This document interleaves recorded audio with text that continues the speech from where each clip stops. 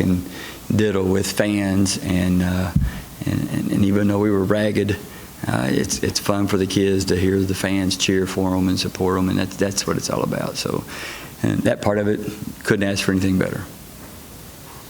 In terms of the game itself, obviously last week you said you were going to be closer in scoring to 2019-20 than you were last year when you guys averaged just north of 63 points a game. Obviously 112 tonight, I guess. First time showing off that new fast up-tempo style, I guess. What did you think? What did you like? What did you not like about it? It's different, but it's still the same. We didn't box out well, and we turned the ball over too much. And so, when you give up, I think maybe 24 offensive rebounds. Is that right? 24, 23? What did they have? Yeah, 24. 24 offensive rebounds. That's just too much. And that's because we're still standing and we're not. And I liked playing Coach Marshall's team because I know that they send forward to the offensive board, so everybody's accountable. And everybody in practice doesn't box out. So it shows up in a game like this. And so it'll show up in a big game next Wednesday when we play Purdue. And so we have to do a better job making sure we take care of the ball better. We work so hard playing defense to get the possession, then we give it up easy, or we work hard to force a shot, not always a difficult shot, but then we let them get a second chance. And so those are two things that we have to clean up. The shooting, we're young. It's just going to be, like that. We're going to have nights where we're going to look good, and we're going to have nights where it's going to look ragged, and it could change half to half, player to player. But what needs to be consistent is our defensive intensity. Felt like that was a good check mark tonight. Our attention to detail on defense, which still has room for a lot of improvement. And then we've got to be able to take care of the ball better and box out and finish those possessions. In terms of the defense, I guess if you're playing faster, probably going to be more points scored by the other team. I guess what areas do you look at and what do you consider, a good defensive performance? It sounded like they weren't quite happy with the defensive performance, wanted to hold them under 60. Yeah, we weren't happy with it, and I know that's the common thought. I don't agree with that thought at all. I think just because you play fast doesn't mean you have to give up a lot of points. It means you got to play defense fast, and so we've got to do a better job of making sure that we don't give up 4 uncontested threes, moderately contested in the fourth quarter.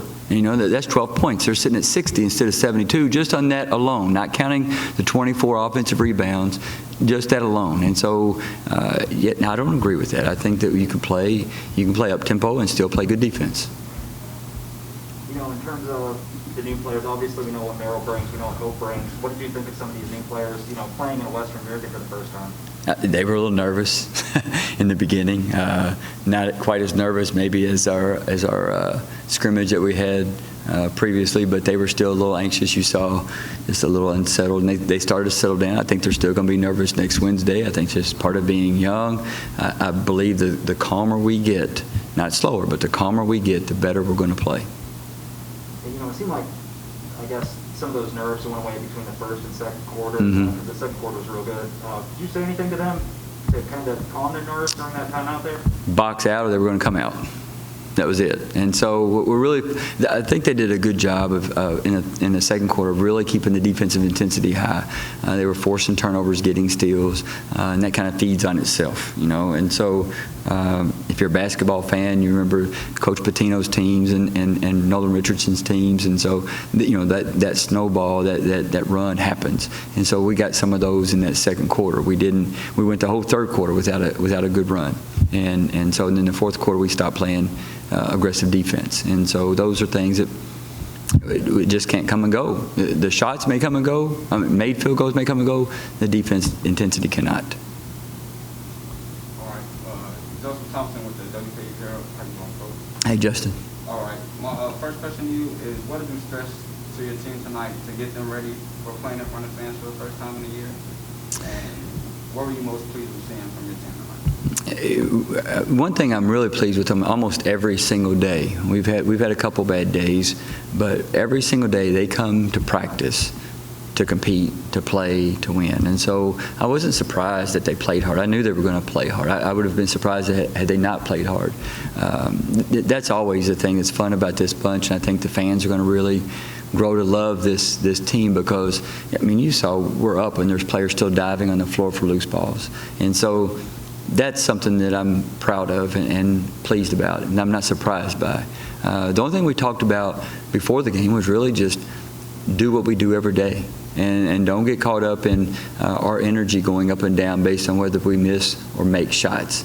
It's really got to be driven by our defensive focus and intensity. And so I felt like we went in phases throughout the game, and so that's still where we're trying to grow. That's where we're trying to get better. It's where we're trying to mature, is really maintain that same lockdown defensive attitude. With Carol being the older player on the team, one of the leaders, what did you think of her game tonight? 7 points, 7 rebounds, 7 assists, but no made field goals. I guess overall thoughts on just her performance. I mean, Miru's Miru. She's playing hard. I didn't see a point in playing her a bunch of additional minutes, taking a chance and unnecessary risk. She knows what we're doing. She knows how to do it. She knows the things. We talked about the things that she didn't do well during the game. I fully expect her to be, ready to go tomorrow in practice, or the next day in practice, and next Wednesday. And so this was a warm-up game kind of for her. I think she's shown a great unselfish nature about how she plays. I think she enjoys playing with this bunch, and I think you'll see the regular Miru every game. And she does the same thing all the time. All right, Coach. My next question would be: so you guys had 25 assists tonight. How important is it to share the ball? And you also had 11 women score tonight as well. So how important is depth and team chemistry to you? That's it, and that's what we talk about, and I think that's where all the girls are. It's our win, it's our basket, it's our team. It's not any one player is not any more important than any other player in the big scheme of things. Everybody's got to contribute, and I know that Jordan Smith didn't score, but she made some great plays. She got some nice assists down there, so she got some deflections on some passed balls down there. So I know that she also plays an important part. It's not just points; it's everything. And so they play this way every day against each other, against our practice teams. So I'm not any surprised. I mean, one of the things I like is that tonight Hope Savoy went 3 for 13. In the next game she might be 10 for 13. And so I think it makes us a little tougher out if on any given night it could be 2 different players that lead us in scoring than the previous night. And so I like that. I like the team chemistry. I think they get along well. They compete hard. They handle adversity within each other well in a positive manner. And so that's what we're trying to get to. And so I think if we do that, we're going to be okay. It seems like when teams want to get up and go, people naturally look at the guards. But what did you think of your bigs tonight? Hey, that's the rock. That's the foundation of everything. And they made some good plays and they made some bad plays. And so the good thing is we've got some good film. There's some mistakes that we've made also in practice. There were some changes you saw, or I saw some improvements just within their minutes on the floor, mistakes they made and then corrected later in their rotation. So that's what you look for. You look to get better 1% every day. Specifically, one of the Selma, she was here last year. It just seems like she's more comfortable out there, a little bit stronger out there, I guess. What's her, progress from last year to this year been like from your perspective? Yeah, and Selma, a lot of credit goes to Selma. She's just come off of an illness. She's been fighting, some sore throat and some things, and so she's doing better. And she came out there and just played like it didn't bother her, and so I didn't see a reason to, fatigue her anymore when she's trying to recover from that. But one of the highlights to me that sticks in my mind is Selma Kulo got the ball down there, turned and missed a shot, stayed in there strong, got the rebound, settled, was real poised and calm, and put that ball back in the basket. And so that's something that same Selma Kulo wouldn't have done last season. And so that shows me that she's growing, maturing, and becoming a calmer player. And then she's going to be good. She's going to be an impactful player this year.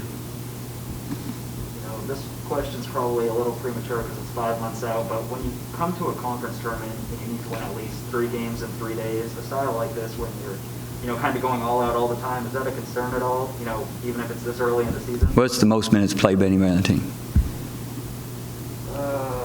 21, 23, Hope. She played 23 minutes. So can she play 23 minutes 3 nights in a row? I think so. I'm not worried about that. Somebody better worry about her. And I'm not sure if we're going to get you before next week, but, overview on Purdue, I guess, what do you know about them at this point in time? Yeah, no, right now we were focused on being prepared for West Virginia State, being better at the things that we're doing, and so we'll start getting ready for Purdue tomorrow. All right, Coach, the last question for me. What was your biggest takeaway from tonight's game? Really, it was maintaining, is what I mentioned earlier, is maintaining that defensive focus and intensity. And then we had stretches where it was really good, and there was times we took plays off. And we can't do that. And part of what I talked about, Jerry, like playing 23 minutes. Why are you taking a play off? You're not playing 37 minutes, so you need to play with a lot of intensity and a lot of effort for however long you're out there. And so that's why they got some of those uncontested threes in the fourth quarter. And a lot of those rebounds that they got, the offensive rebounds. Those are two things that we've got to do better. Anything else, Coach? Great. Thank you, guys. Thanks, guys, for coming.